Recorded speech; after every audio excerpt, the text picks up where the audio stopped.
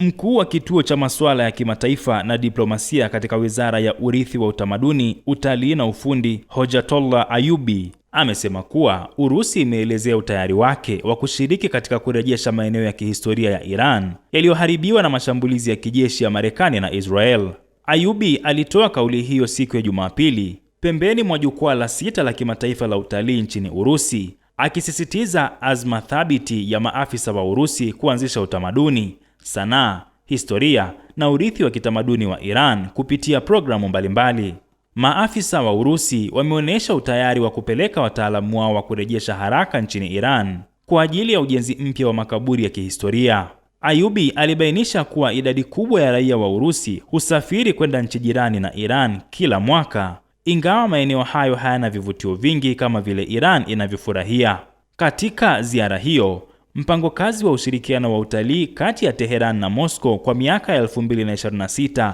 hadi 2028 ulitiwa saini na yeye pamoja na naibu waziri wa maendeleo ya kiuchumi wa Urusi. Mkuu wa maeneo ya urithi wa dunia katika Wizara ya Urithi wa Utamaduni, Utalii na Ufundi ya Iran, Farhad Azizi, alikuwa amesema kuwa angalau majumba ya makumbusho 56, makaburi ya kihistoria na maeneo ya kitamaduni katika mikoa mbalimbali nchini Iran yamepata uharibifu mkubwa kutokana na vita vya uchokozi vya utawala wa Israel na Marekani dhidi ya Iran. Katika mkoa wa Teheran, makaburi ya kipekee kama vile jumba la Golestan, Arg ya kihistoria ya Teheran, soko kuu la Teheran, jumba la Mabo, jumba la Sharbani, jengo la zamani la Seneti, msikiti wa Sepasala na jumba la makumbusho la Farhabad, yote yamelengwa katika mashambulizi ya moja kwa moja. Azizi aliongeza kuwa katika mkoa wa Isfahan, eneo la Nakshi Jahan ambalo limesajiliwa katika orodha ya urithi wa dunia,